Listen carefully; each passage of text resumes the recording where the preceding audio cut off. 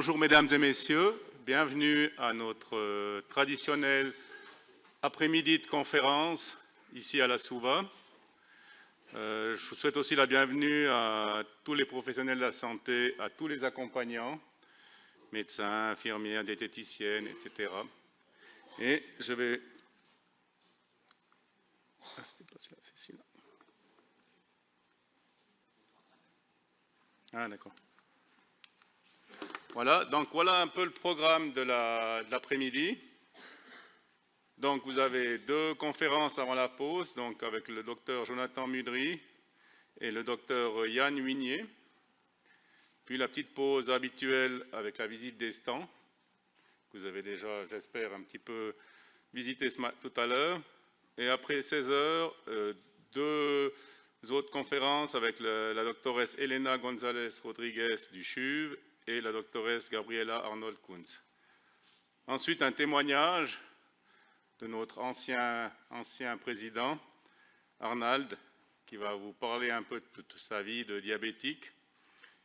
Et pour finir, le traditionnel apéritif qui est offert par les maisons pharmaceutiques qui sont à l'extérieur. Le modérateur du jour, donc le docteur Christophe Petit, qui va mener un peu les débats de ces conférences. Et sur votre petite tablette, là, à côté de vous, vous avez du papier, un crayon.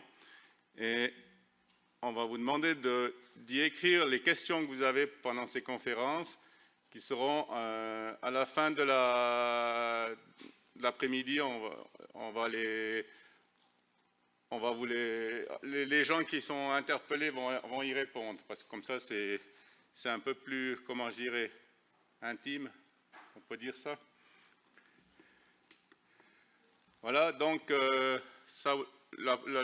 port du masque, donc il est obligatoire dès que vous descendez les escaliers pour sortir ou entrer dans la Souva. Et puis aussi, les 4 conférences du jour sont enregistrées, donc elles sont aussi traduites en allemand pour les germanophones. Et vous retrouverez toute cette matière sur le site du projet cantonal Action Diabète à partir du mois de décembre. Et là, voilà, je remercie là, toutes les firmes pharmaceutiques. Donc, vous voyez toute la liste qui sont là.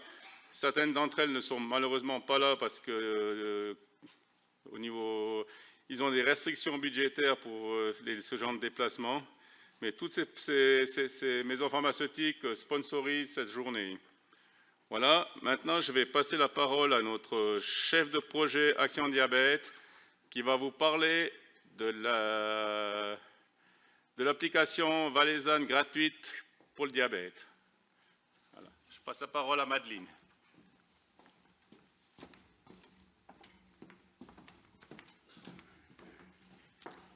Bonjour et merci d'être là. Alors, oui, je suis Madeleine Monet, la chef de ce projet qui a été lancé en 2019. C'est un projet cantonal qui est financé par Promotion Santé Suisse, soutenu par le canton du Valais et porté par les 2 associations valaisannes du diabète, l'AVSD à Sion et la Diabetesgesellschaft Oberwallis à Viège.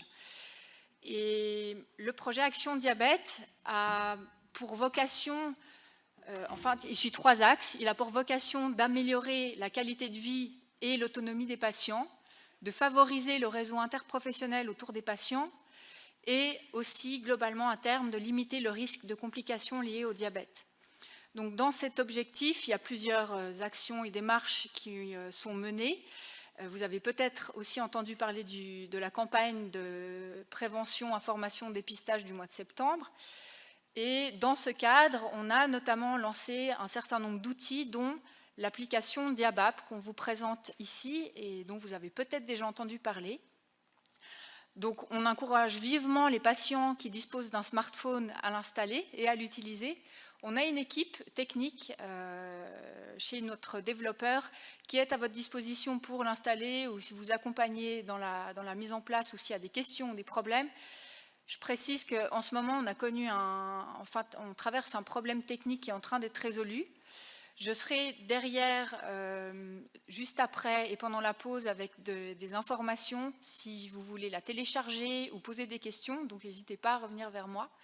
Et puis, ce que je vous propose, c'est de lancer une démonstration. Et puis, aux professionnels aussi, n'hésitez pas à en parler à vos patients. On a aujourd'hui 215 utilisateurs de cette application régulièrement. Mais elle est là, elle existe, elle est disponible dans les stores. Donc, l'idée, c'est de vraiment pouvoir l'utiliser. Donc, cette application a été lancée il y a déjà 1 an. Et puis, est en cours de développement la suite qui va être l'interface pour les professionnels. Donc, l'objectif à terme, et vous allez le voir dans cette démonstration, c'est que le patient ait toujours sur lui son application Diabap dans lequel il collecte toutes les informations liées à la gestion de son diabète au quotidien. Et puis, le professionnel, le médecin généraliste par exemple, ou bien l'infirmière spécialiste pourra avoir elle aussi son interface et communiquer avec l'application lors des rendez-vous pour voilà, partager des informations. Je vous propose qu'on regarde la démonstration et puis si vous avez des questions, on peut en parler après.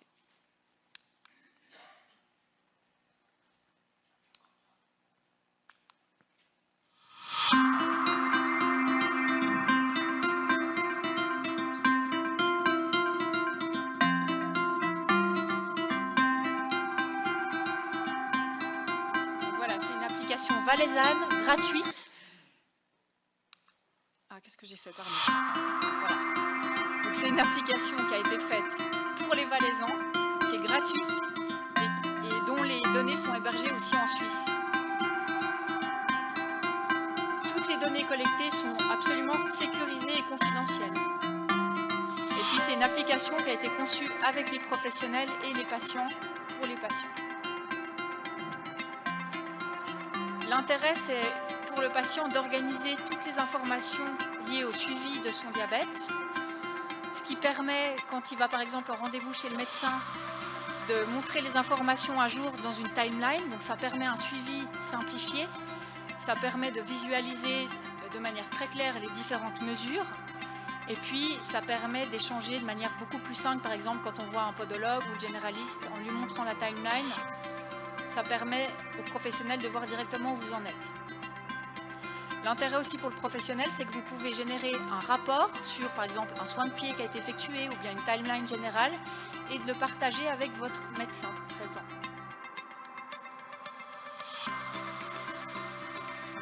Donc tout ça, ça a pour but de faciliter la vie du patient, mais aussi du professionnel de tous les professionnels qui gravitent autour des patients. Donc voilà comment elle apparaît dans le store. Vous commencez par remplir toutes les données qui sont nécessaires. Ensuite, il y a un consentement qui doit être donné également, qu'il faut accepter. Ensuite, pour des questions de sécurité et de confidentialité des données, vous recevez un code de vérification. Vous complétez votre profil. Et ensuite, vous pouvez intégrer et collecter vos notes dans l'application. Et puis à terme, c'est quelque chose qui n'est pas encore disponible, mais qui est en train d'être développé. Il y aura donc ce portail pour le professionnel de la santé, qui sera une web application, donc sur son ordinateur et pas sur un téléphone portable.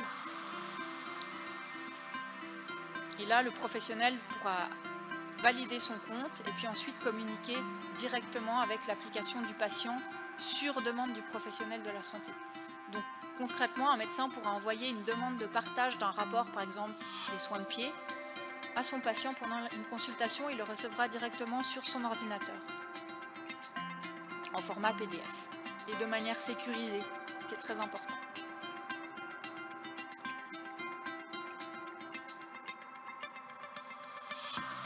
L'objectif, encore une fois, c'est de faciliter le suivi et puis d'éviter de passer à côté d'informations importantes, puisqu'une consultation chez le médecin, il y a parfois peu de temps qui est disponible. Donc là, ça permet de donner un rapport qui est complet tout de suite.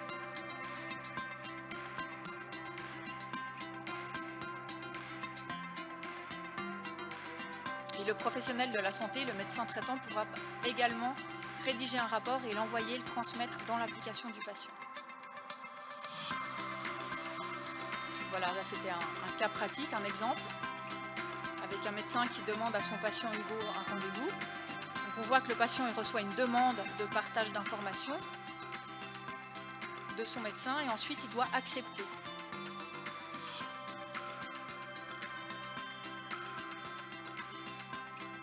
Donc rien ne se fait sans l'autorisation du patient, ça c'est aussi très important. Et voici les informations qui arrivent sous forme d'une timeline, donc ça permet d'avoir un résumé du suivi très clair et très concis. Ça paraît peut-être un peu conceptuel comme ça, mais vraiment ce qu'il faut c'est la télécharger, l'essayer, et puis ensuite vraiment poser des questions. Nos équipes sont réactives pour vous accompagner et pour y répondre. Et donc après, vous pourrez me retrouver, j'aurai des flyers et on pourra l'installer aussi ensemble et poser vos questions. Et puis, dans le cadre du projet, on tenait également à vous parler de la cohorte qualité diabète qui a été lancée aussi en 2019 par l'Observatoire valaisan de la santé. L'objectif, c'est de suivre 500 patients sur une dizaine d'années parce qu'on manque cruellement de chiffres, même si on sait que c'est une situation qui empire. On a besoin de pouvoir documenter. Et puis aujourd'hui, on a déjà 365 participants, mais il en manque quand même plus de 150. Donc l'Observatoire valaisan de la santé a besoin de diabétiques qui sont d'accord de participer à cette étude. Donc voilà, on peut s'inscrire, par exemple en téléchargeant, en allant sur le lien de manière digitale, mais il y a aussi des flyers que vous pouvez récupérer tout à l'heure et que je vous distribuerai volontiers. Voilà, merci beaucoup.